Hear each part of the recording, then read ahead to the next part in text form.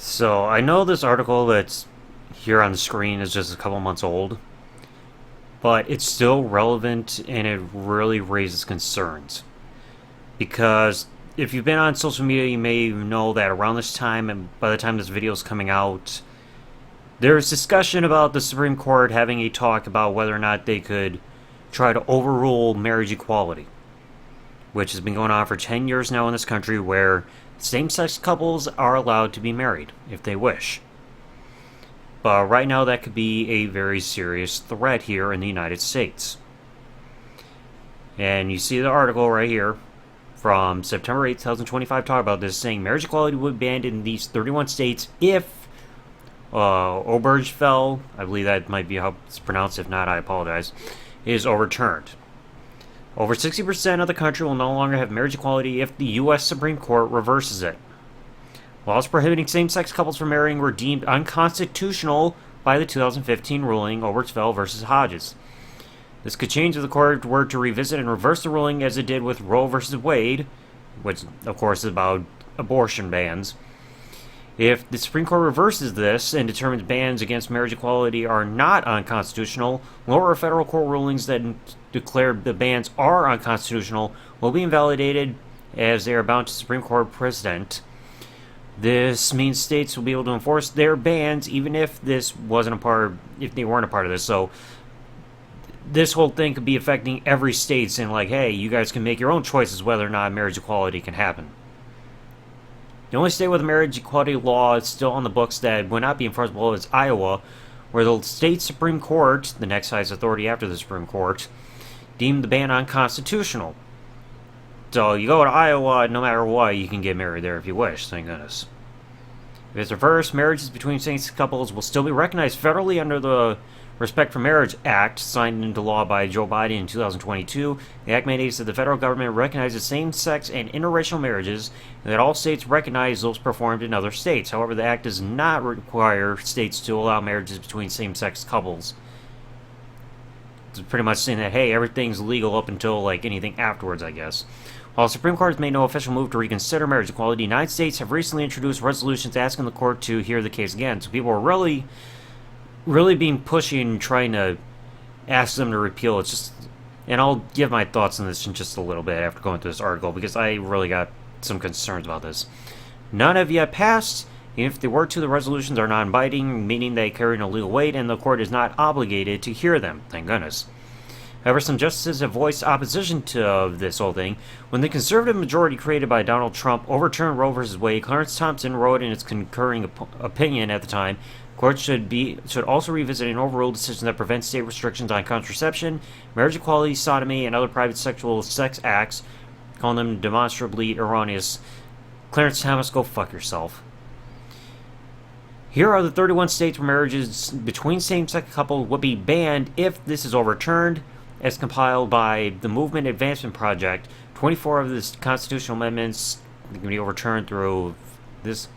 So we got the states here where they can be deemed like illegal and all that. Alabama, I mean, let's be fair. Like, you look at the state; it's not the best in education, to be quite honest. Because, like, it says right here that they banned marriage equality in a 2006 vote. That's why I don't respect Alabama. Alaska, but it's just like, what the fuck? They banned marriage equality in '98. Arizona, they also banned it in '98. Arkansas, banned in 2004. Florida, and this is the one that really shocks me, because it's like, you look at certain parts of, like, Florida, you got a lot of, like, the LGBTQIA plus community down there. I mean, like, if you want a perfect example, look at cities like Miami and South Beach, for example. You would think it would be more accepting because there's a bit higher population there. Georgia, oi. Idaho, Indiana, this one honestly does not surprise me, because there have always been speakings that Indiana is not really the most friendly state when it comes to the community. Kansas, and this one's really concerning there. Kentucky, Louisiana, a bunch of jumbled up text. Mississippi, Missouri, I mean, like, I'm hoping Michigan is not one of them. Like, it's hard to say with some of these jumbled up texts and everything. You got Montana there. You even got, okay, clearly you got an article that's made here to be in Michigan because I'm seeing with LGBT refugees signed in Detroit, Michigan, right here. So I guess they have like an incomplete one because got jargon there. So I guess Michigan it could also be illegal. Got one saying Montana, even though you can't see it, but it says here in the text. Same thing with you got Omaha Pride, so that would be Nebraska, North Carolina, North Dakota, Ohio, Oklahoma, which is now one of which is one of the worst performing states in the country when it comes to so many different metrics, including like especially education. You got one for Oregon here, Pennsylvania, South Carolina, South Dakota, Tennessee, Texas, which honestly doesn't surprise me because it's a very right-leaning state. Utah, Virginia, and that also surprised me on Utah. It's like, oh yeah, like you guys can have the whole friggin' multiple wives thing because like Mormonism and all that other stuff, but marriage equality, oh no, we can't allow that kind of marriage. Virginia, West Virginia, Wisconsin, Wyoming, which I'm surprised anybody's even there in the first place. Like this is very, very concerning because it's just like, as somebody who's in this community himself, the LGBTQIA plus community, it's like I have to ask people who are just bigots out there, why are you so afraid of marriage equality out there to the point where you want it banned? Especially Kim Davis out there. I know you're one of the biggest proponents that be like, oh, it needs to be banned because like, this and this. Because it's like, so many people I keep hearing that are against like marriage equality and anything involving the community. It's constantly because of religious reasons, which is just like, in my honest opinion, it's a cop-out. It's like you can't come up with a legitimate statement or argument as to why you're against something outside of your religion as a scapegoat. It's like I'm making a weird reference here, but it's just like I saw this on one episode of Golden Girls. It's the only episode I've seen where they covered an episode where Blanche, her brother character is gay, and he's announced that he's getting married. He brought his fiance with him. And she's having a hard time coping with this until she talks to Sophia saying that it's wrong to try to deny people the right to get married. Because, like, everybody's got the dream of being able to get married and have that one person that they can grow old with. Like, everybody should be allowed to have that right. It's a human right at the end of the day. I don't care what your race is, your religion, your racial ethnicity, gender, any of that stuff. As long as a relationship between two people is consensual and legal, they should be allowed to get married. Whether they be two men, two women, someone who's white and other being black, one's Christian, one's Jewish, etc. Like, this can't be land of the free, home of the brave and everything if we're having so many of these restrictions to the point where this country is just being looked at as a laughingstock. If two people want to get married, and they're in a legally consensual relationship and everything, let them get married. Okay? For people who, like, oppose gay marriage, if you don't like gay marriages, don't attend a gay wedding. Leave somebody else's personal life out of yours, because, like, their personal business has nothing to do with you. If you see a same-sex couple walking down the street holding hands, they can do that. If they want to walk down the street and simply hold hands, just minding their business, enjoying their day, they're allowed to do that. They're not harming anybody. It's not illegal. If you don't like it, look the other way. It's that simple. Don't harass them. Don't try to dictate how they can spend, like, how they can live their lives. Because they're not doing anything to you. Okay? Two people can get married if they want. It doesn't involve you. It's not going to ruin your life or any of that stuff. In fact,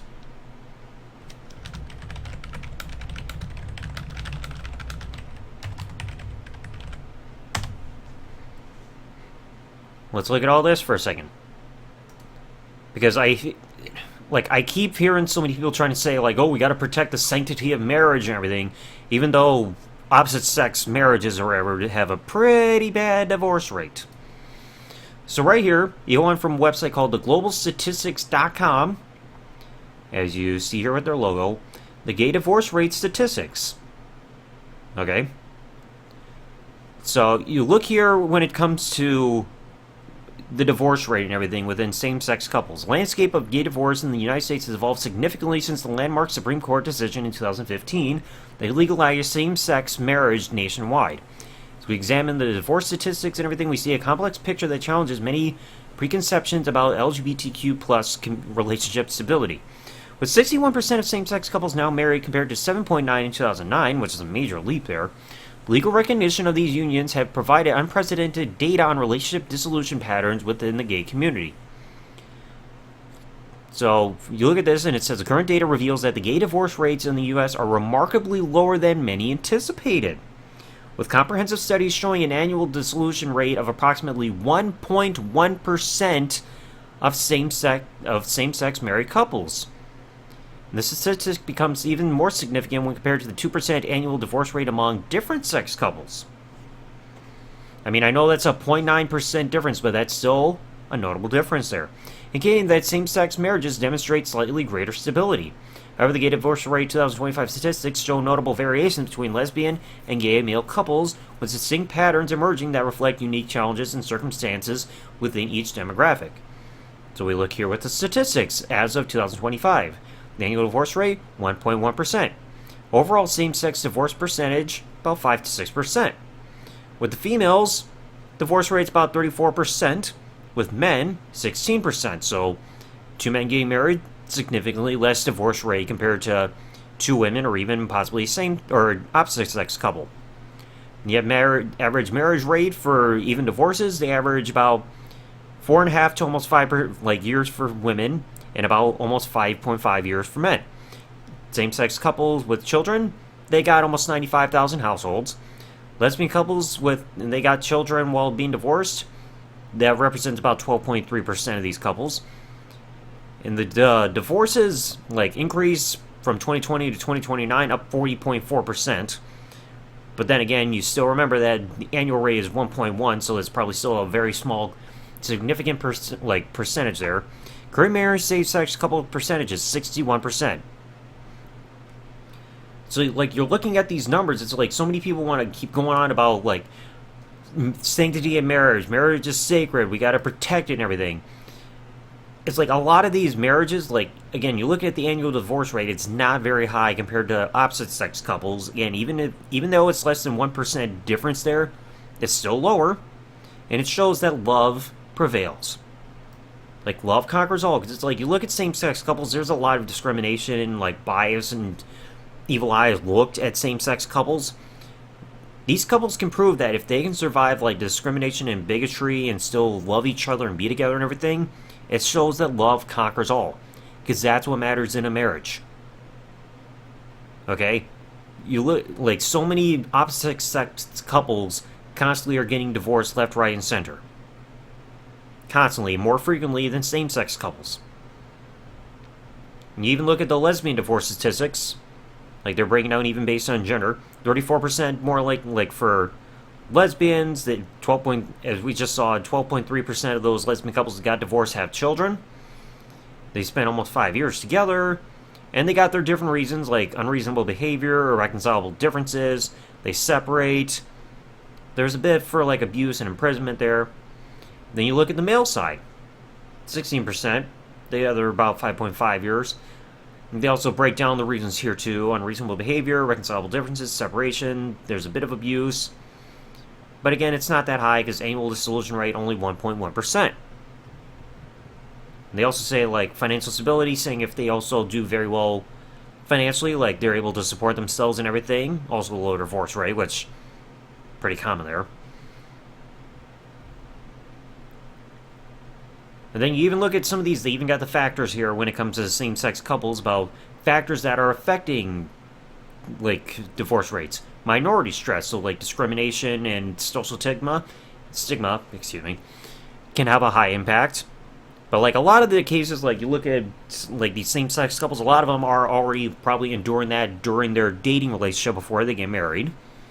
Because it's common, you see two boyfriends or two girlfriends walk around holding hands and everything. They're gonna possibly face trying to open a water bottle while also doing this. I haven't had much water today. They're gonna face discrimination and people trying to get in their faces being Karens already while they're dating and everything.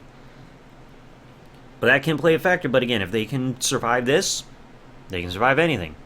Family support, like family intruding, but like a lot of couples, they're going to be at the point it's like, hey, if the family doesn't support me, don't need them. Legal recognition, again, that can be a big factor because, again, we're dealing with the risk here. Financial stability can also be in effect because, like, again, financial stability is going to affect just about any couple at this point. Child, like, whether or not they have, like, children or whatever, there's variables, so, like, there's no significant impact level, like a consistent one. Age, a bit of a factor. Education, also a bit of a factor. Locations, that can also probably be based on, like, protection for couples and everything. But now you even look at the stability rate. Average marriage, like, for, like, 2019 compared to 2025. 2025, it looks like for females, they've lasted a little bit longer. And for males, a little over a year longer, too. Now, the divorce rate's gone up a slight bit, but public support seems like it's gone up a little bit more. And couple, like, getting married is up a bit more, too. Protections, I mean, like, they should be strong all across the board, because, again, people deserve to be happy. They deserve to be able to feel safe and everything. Then, of course, like, counseling, that's always got to be there, and thank goodness it's improved. Workplace discrimination, like, you always hear it all the time, like, workplaces trying to say that you can't be discriminatory for somebody because of their race, sex, religion, preference, stuff like that. And then you even look at the divorce rates, like, based on geographical, like, locations, especially here in the U.S. Northeast, lower than average, thank goodness. Because you got protections, social acceptances. Again, you would expect more, like, further southeast, like, especially Florida, because, like I said, you look at, like I said, you look at the population down in Florida, you would think. West Coast, below average, because, like, progressive policies and resources, that's good. Southeast, above national average, I mean, you probably also got to affect, like, take into account freaking Mississippi, Alabama, and Georgia. Social challenges, everything. Again, you would figure that Florida would be more accepting, because, again, you see that all the time. Midwest, they're variable. Mixed acceptance levels, urban versus rural divide. Like, even for somebody like myself, like, I live in the Midwest, maybe I would get some, like, I know when I did my coming out video on YouTube, I got, like, some dislikes and everything, but thankfully I haven't had anybody getting on my case and everything for this. And even people in person, they haven't done that, so it's like, that's a massive, like, appreciation there. Mountain West, there's moderate, like, divorce rate, like, so, like, growing acceptance, so it's like, it's trying to get there. Southwest, near national average. You would think California, like, would be a bit more accepting everything, too, like, well, I think that counts more West Coast, but maybe, like, further south part of California. But it's near the national average, like, probably thinking, like, Arizona and maybe New Mexico. Diverse attitudes, varying local policies, yeah. Rural areas, higher rates. Because, again, like, you ain't got much going out in the rural areas, so not many resources, of course. Social isolation, like, yeah, if you're living out in the country, you don't have a lot of things around you to help you out. In urban areas, lower rates, thank goodness. Better support system, acceptance. More businesses there to help for support and all that good stuff. Then you got the legal challenges in these divorce proceedings. You know, stuff. I'm going to try to put this link in the description if I remember to do so. Copy that link in case anybody wants to read this. So, and it's even saying the future outlook for gay divorce rates 2025 beyond appears increasingly optimistic as social acceptance continues to grow and legal frameworks mature. Because, again, everybody should feel safe in this community when it comes to, like, equal treatment and equal rights. Plain and simple. Like, again, like I've said before, if two consenting adults love each other and they want to get married, let them.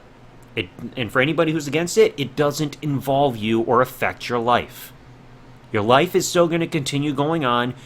Whatever's going on in your life will still continue without any factors just because two men are getting married somewhere. It doesn't involve you or affect you. Stop acting like it does. Like, again, you're saying 61% of Americans now supporting same-sex marriage, up from 37%, thank goodness, from over 15 years ago. It's like, it seems like things are progressing, but again, we still got a long way to go. And again, this threat that we're getting, possibly about the Supreme Court looking at this, is just like, leave marriage equality alone. I don't care who's in the Supreme Court, whether it's a majority being Democrats or Republicans or anything. Let people get married if they wish. If this country's supposed to be about freedom and all this stuff, and this country's supposed to be great and everything, stop trying to take rights away. Stop trying to dictate what other people do, that's something that's technically legal. Okay? Again, marriage should be just between any two people that are adults, that love each other, that want to spend the rest of their lives together. That's what should play a factor. Again, not gender, not race, not ethnicity, not religion, any of that stuff. Because, like, I've been in my relationship right now for almost a year. And it's like, if I want to get married one day, that's between myself and the person I'm with. Nobody else has a say in this, because it does not involve anybody else at the end of the day. The only people may be involved is, like, whoever's officiating and any witnesses that are there to watch it. But that's about it. Nobody else is getting married alongside us. Nobody's being tied up and gagged and being forced to witness this or have any hand in it. It's like, again, if you don't like gay marriage, don't attend a gay wedding ceremony. Stay home and just mind your own business. Because it still reminded me when I went to the Pride event last year. Like, I've got to hear the video here on the channel. You had religious people trying to intrude and everything, being like, "Oh, you all are sinners, and I'm praying for your salvation," and yada yada yada. It's just like, you've got nothing better to do on a Saturday than to freaking intrude and bother us. It's like Pride Month in the month of June. That's 30 days. The average Christian probably goes to church at least once a week. Sometimes twice, depending on if you go on Wednesdays and how religious and active you are in your church. So that's still more days out of the year for Christians living their lifestyle and having something dedicated to it compared to Pride Month. We're not standing outside of your church protesting your way of life. So why would you waste your day during a gathering for Pride Month or whatever in the city and freaking protest against it when it has nothing to do with you? Spend your Saturday doing something more productive. Okay? We're not harming you or getting in your face or anything about it. We're over here minding our own business, enjoying ourselves. You don't need to intrude and freaking preach your religion and saying sinners and all that other nonsense. Go to the mall, go to the movies, clean your house, something. Better than trying to ruin our day. We're not intruding on your life. Leave us be. Okay? We want to enjoy ourselves. Because, if there was, for people who are against, Pride Month, I remember, I want to close this off with this. Professional wrestler Lance Storm said this best over on Threads, saying that if there wasn't all this bigotry and discrimination and, people looking down on the LGBTQI plus community like we've got now, we wouldn't need Pride Month, because then there wouldn't be any discrimination or bias or bigotry of any kind. You guys don't want Pride Month, to be a thing? Stop trying to look down on the community overall. Accept people for who they are. Because this is what Pride Month is about when it happens every June. People of this community that are of the gender and romantic minority getting together to celebrate our individuality and technically what is counted as a minority based on these different statuses. Because again, we have the right to exist and have human rights just like everybody else. So anyway, I know this is a long video and everything, but it's a very serious subject to me. Okay, I want to see same-sex couples have the same rights as everybody else in this country. If people want to get married, like I said, let them. And like I keep saying, if a relationship between two people is legal and consensual, let them be. It doesn't affect you. It doesn't ruin your life. And if you try to say that it does, you're lying and trying to get attention at the end of the day. Because I know for a fact that somebody else's personal business is not affecting you because they're not dragging you into it. But anyway, let me know your thoughts in the comment section below. At least tell me what you think about this whole thing about this potential threat for marriage equality being overturned. Because again, there's no good logical reason why it should be overturned. Because again, I'm just tired of people who try to go against marriage equality and try to use their religion as a reason. It's come up with a logical explanation instead. Because religion does not dictate everything. Okay? But anyway, let me know your thoughts in the comment section below, and I'll catch you all in the next one. Thanks for listening, folks. Like, comment, subscribe. Peace out, and good day, everybody.